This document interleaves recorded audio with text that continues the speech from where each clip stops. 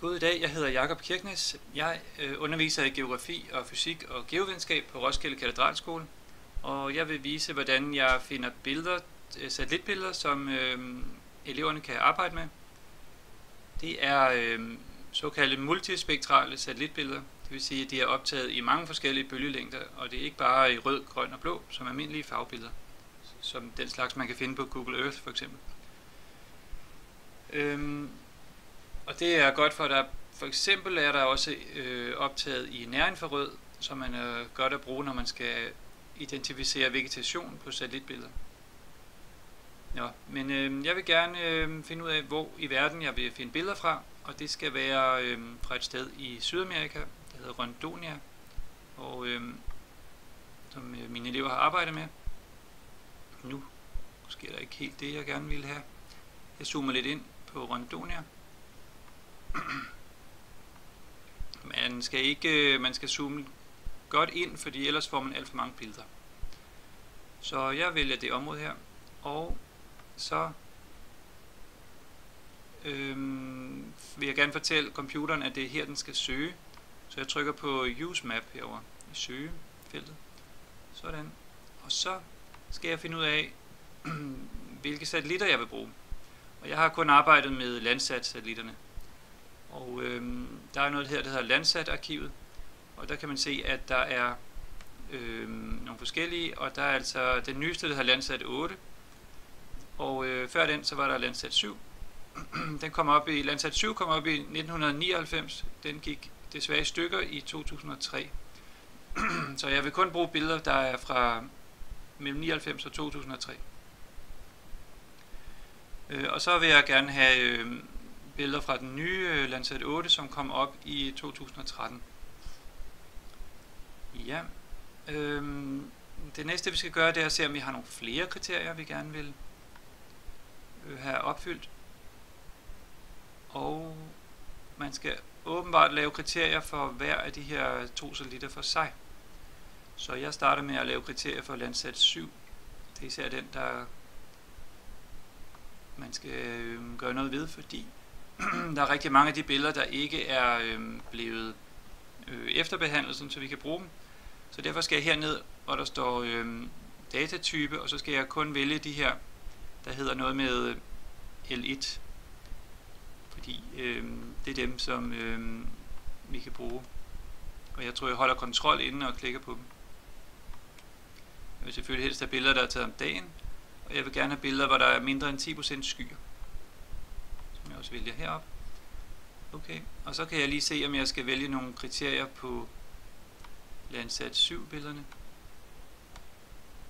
Og der kunne jeg for eksempel vælge, at jeg kun vil have billeder, hvor der er under 10% skyer. Ja. Jeg tror nok, at alle de her billeder er blevet behandlet, så vi kan bruge dem. Men alligevel har jeg valgt her, at det skal være level 1 billeder. Hvis det ikke er level 1 billeder, så får man bare et almindeligt farvebillede. Ja, og jeg er nu klar til at se mine resultater.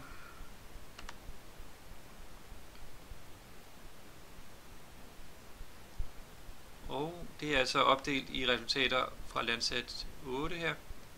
Jeg synes godt nok, der er mange skyer på det billede her. Er det ikke så godt? Jeg ser lige, om jeg har fået mine skykriterier lavet rigtigt.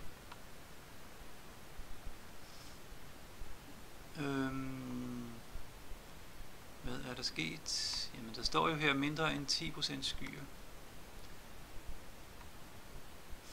Nå, men jeg kan også bare tage dem, hvor der ikke er skyer. For eksempel dem hernede. Og så kan jeg lige prøve at kigge på mine billeder fra Landsat 7. Det kan måske tage lidt tid. Der har fundet 7 billeder. Og nu vil jeg godt søge, sådan så jeg får billeder, der virkelig ligger oven på hinanden. Altså billeder af helt det samme område fra forskellige tidspunkter. Og det gør jeg ved, at jeg kigger på det, der hedder Path og Row. Og så prøver jeg at finde ud af, hvad for en Path og Row jeg vil bruge. og så søger jeg specifikt på den path row, så får jeg billeder, der simpelthen ligger fuldstændig samme sted. Og der er for eksempel en her, der ser meget god ud. Jeg kan få sådan et farvebillede her, det ser ud til at være et godt billede. Der er både noget rydning og noget regnskov. Så jeg vil gerne prøve at søge efter path 231 og row 67. Så går jeg tilbage til mine søgekriterier og vælger path row og skriver det ned her. 2, 3, 1 og 67. Og jeg trykker igen på resultater. Nu skulle der jo så gerne være meget færre resultater.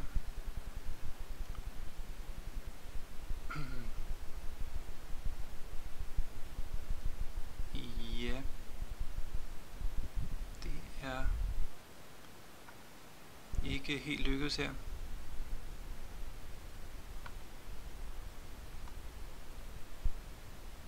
Måske skal jeg trykke show her. Path row.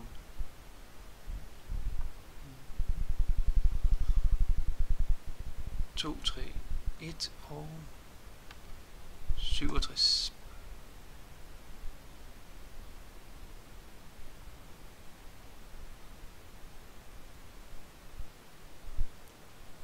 Ja, jeg prøver lige en gang til. Path 2, 3, 1 og row 67 og trykker på results. Og nu har den kun fundet 5 billeder, så det ser godt ud. Og de er alle sammen fra det samme sted. Path 2, 3, 1 og row 67. Og jeg kan se, hvordan det er med mine billeder fra Landsat 8 også. Det er lidt forvirrende at søge på 2 satellitter på samme tid. Men så får jeg jo nogle billeder, hvor der er en del år imellem. Hvis jeg nu vil have et billede af dem, jeg har valgt, så kan jeg trykke på den her Download Options. Og først har jeg jo logget ind. Jeg er logget ind, for man skal oprette sig som bruger først. Ellers så kan man ikke. Jeg trykker på Download Options. Jeg kan se nu, at jeg kan få sådan et level 1 GeoTIFF produkt her. Så det vil jeg gerne have. Og bemærk, at det fylder altså tæt på 800 megabyte. Og nu kan jeg bare trykke download, og så skulle det så skulle den komme. Det tager jo selvfølgelig lang tid. Alternativt så kan jeg bruge noget, der hedder en bulk download, hvor man kan downloade flere billeder. Det skal man lige installere på, finde ud af, hvordan man installerer på computeren. Og så altså via den samme hjemmeside her, og så er det lidt nemmere, så kan man vælge flere på en gang. Og så nu har den så nu har jeg klikket på den, og så er det føjet til bulk download, og så kan jeg vælge for eksempel en anden satellit og også download fra den. Og så får jeg ligesom 2 billeder på en gang. Hvis jeg nu vil have det der billede. Nu burde jeg selvfølgelig tjekke, at det var for eksempel samme måned. Altså de var fra august, begge to for eksempel. Men hvis jeg bare vil, nu ser vi, at jeg vil have det her, jeg trykker på Add to Bulk Download, og så så burde jeg have dem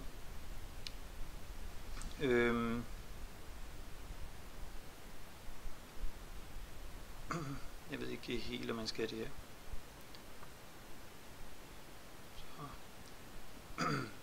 Nå, men bulk download, det må I selv finde ud af, hvordan det virker. I kan også bare downloade billederne en af gangen. Selvom det selvfølgelig tager meget lang tid. Ja.